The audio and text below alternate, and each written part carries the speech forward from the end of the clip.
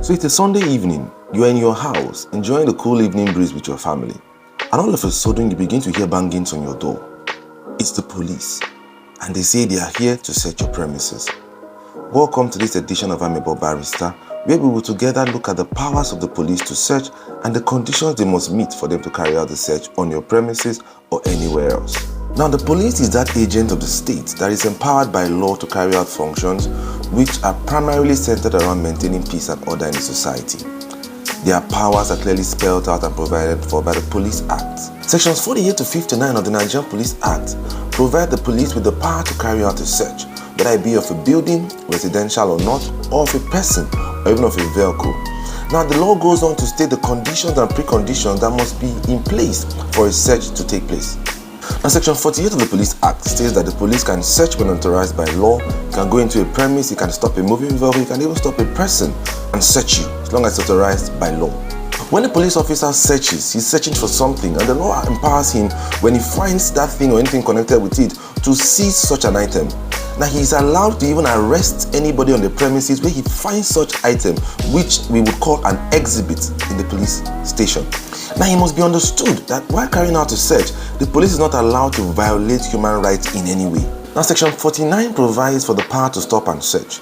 A police officer can run into any building as long as it's a public place and search without any notice or any warrant, but this cannot be done in the private premises. He also has the power to stop vehicles or stop any individual who he believes is connected with a crime or a suspicion of a crime. He has the power to stop and search such a person or a vehicle. Now, Section 50 of the Police Act provides for the preconditions for a search. What are the things the policeman must do before he can carry out a search? Basically, 4 of them are listed in the law. The first condition is that the police officer must be dressed in his uniform or carry a visible means of identification. The second condition is that the police officer must inform the person he seeks to search of 3 things. Number 1, his name. Number 2, his station. And then number 3, his authority to carry out the search. Is it with a warrant or without a warrant? The third condition is that the police officer must inform the person of the reason for the search. And then number 4, the police officer must allow the person he seeks to search the opportunity of resolving the suspicion that exists in the mind of the police officer.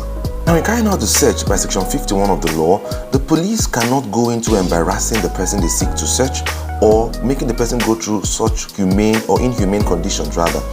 The length of the search should be reasonable. You cannot tell the person to take off his clothes in public or in a public place.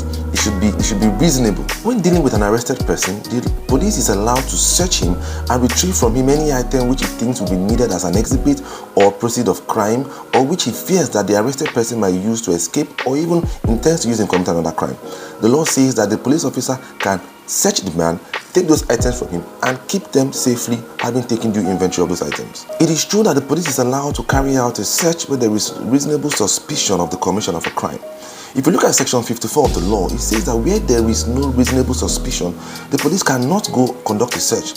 And it goes on to state that you do not find reasonable suspicion on account of someone's age or hairstyle or dress or manner of conducting himself. For instance, you see a young man maybe carrying dada with an iPhone, and then you begin to have reasonable suspicion. That is not good enough by the law. There must be reasonable concrete suspicion to believe the commission of a crime before the police can engage in a search exercise. Section 55 of the Police Act allows the police to go into a premises to search where the police officer believes that a suspect has gone into that premises, maybe to conceal himself or even to commit a crime. But the condition for that is that you must seek permission to enter from the owner of the premises or whoever is in charge of the premises. You must seek permission to enter. And the law goes on to say that where permission is denied, the police officer can actually break in and carry out a search in search of the suspect. So the police has entered the premises, they've carried out the search, and they are done. What next? Section 56 of the Police Act states that the police must carry out some actions at the conclusion of the search. The law says that when the record of the search is made, the police officer who conducted the search must sign on it, as well as the person whose body was searched or premises was searched should also sign on it and have a copy handed over to him. Now, the law also says that no one can be arrested for refusing to provide information, personal information, with regards to the conclusion of research, except the condition being that an incriminating matter or item or evidence has been picked up from that premises. That is the only condition upon which the person can be arrested. Now, Section 58 provides for a search warrant. A search warrant is a document authorizing a police officer to go into a premises and carry out a search. Now, a search warrant should contain certain basic details. They include the name of the police officer applying for the warrant, the authority under which the warrant is issued, the date of the search warrant, and it should also contain information as to the premises to be searched, and where applicable and where practicable, the name of the person to be searched, as well as items for which the search is carried out.